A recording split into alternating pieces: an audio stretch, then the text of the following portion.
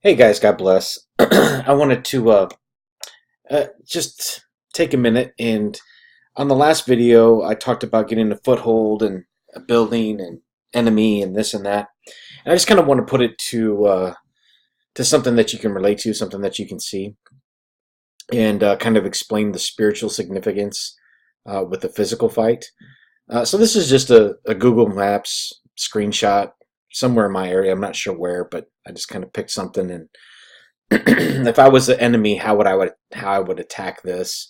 Obviously, I got good, wood line up here, and I can sneak in through here, whatever the case is. But just going back to my military days, it was just kind of fun. But what I want you to do is just picture this as the United States, and I just for a moment, just picture this kind of area. Don't worry about the lines and this up here or whatever. Just picture this general area as the United States.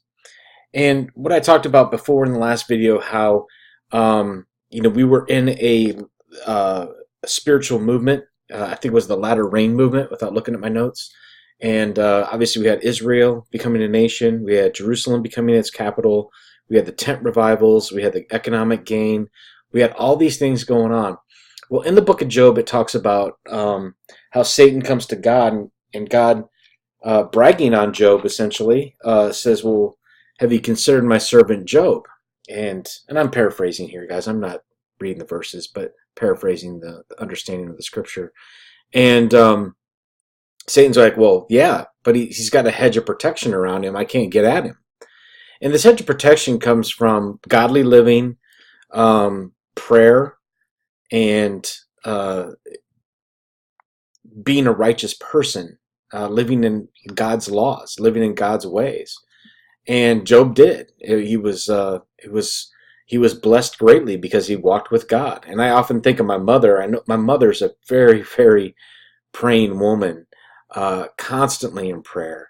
And I think about all the things that I've done in the military and whatnot, and I've never broken a bone, never been hurt, never been shot, never, I've been in IEDs and I've been shot at and different things, but I just know that the prayers that my mother had prayed um, were with me, because I wasn't living a righteous life, that's for sure.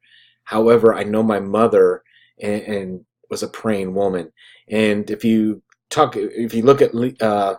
McCormick, I'm not sure of his first name, but he had a testimony. He was an atheist, and his mother constantly prayed for him, constantly. And on his deathbed, God told his mother to pray, and his soul was saved, and he eventually goes back, and his mother was praying at the same time he was in the ambulance. But anyway, I digress. But I just wanted to bring that up. So this what gives us this hedge of protection here. Prayer, the Word of God, it all surrounds us and it protects us from our enemy. And it's the same physically as it is spiritually. And this is what we had back in that letter rain movement. We had this hedge of protection that was around us, and it fortified. You like my little stuff here? And it, my little barbed wire and stuff. I kind of had fun doing this. I reverted back to my days there. Excuse me. So this gave us this head protection that we had, and like we talked about, we had watchmen set up, and watching our borders, the preachers, praying for this country, praying for these things. But again, as time goes on, these guys get sleepy. They're not necessarily holding their weapons so much at the ready. Those weapons get heavy when you hold them like that for a while, and time comes in, the sense is dull. You're not as diligent. You're not as looking as much. Jesus isn't come yet, but Jerusalem's a nation. So what's going on?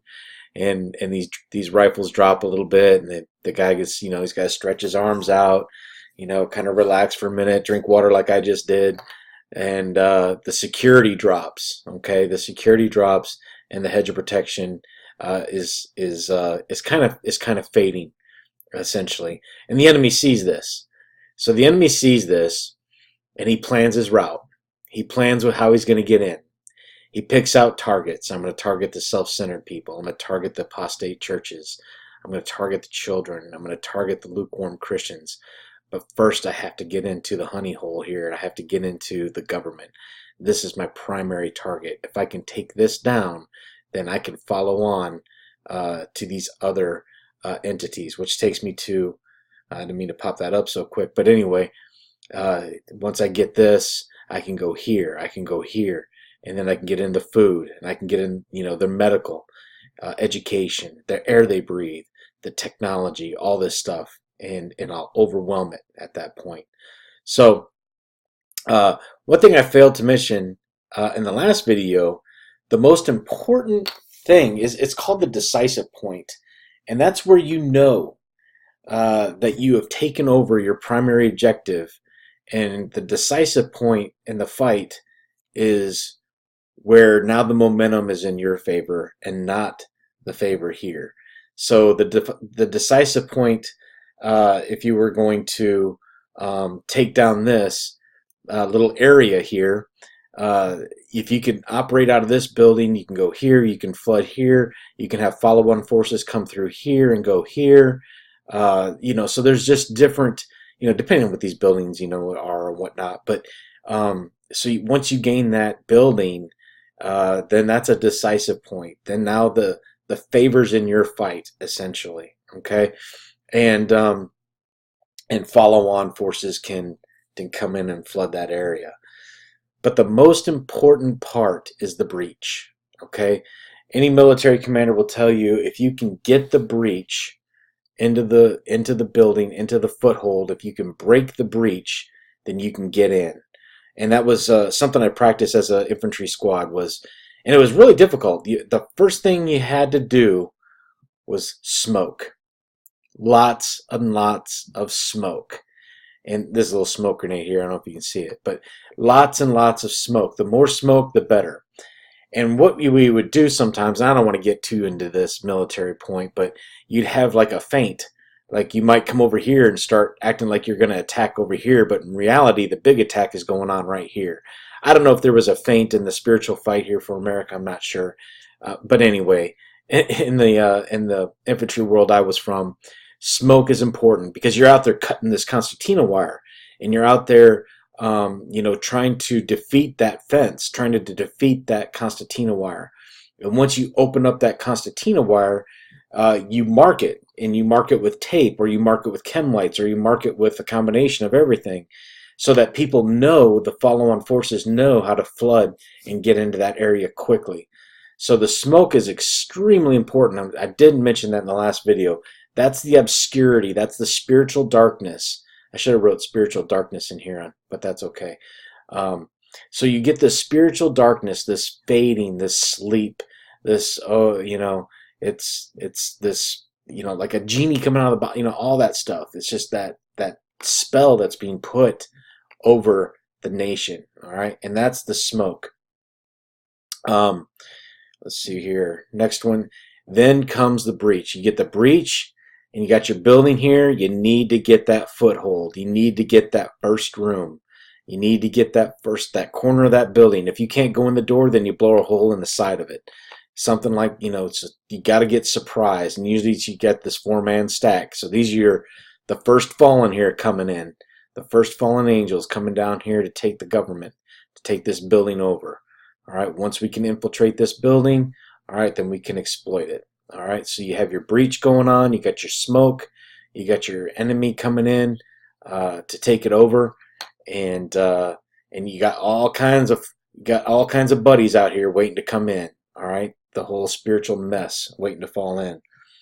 Once you get in here and you got this building, then you've got your decisive point. You can start going here. You can start going here. You can start going here and here. Now these guys are probably, fighting back somewhat. You got prayer, whatever you got, but now you've got your foothold into the most important thing in the world. All right, the most important building, the most important foothold you can get. And what's that?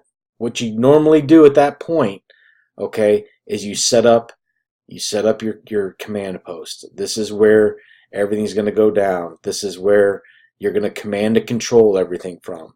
Your C2. If you ever seen the movie Black Hawk Down and they talk about a C2 bird, This is the command and control. This is what I'm going to be directing everybody from this location. You go here. You go here. Take your team and go over here. Take that building down. Go over here and do this. Oh, by the way, I got friends coming.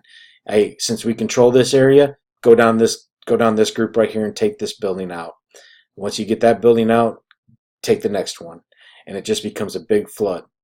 So from people from this location, all right, now that the enemy has essentially overwhelmed the nation, the people have to run from the enemy, which isn't going to work. Join hands with the enemy or fight. However, at some point there's going to be a decision that'll have to be made, and that's whether to join up with the enemy, continue to fight on your knees, or or give up, whatever the case is. But there will be a decisive point.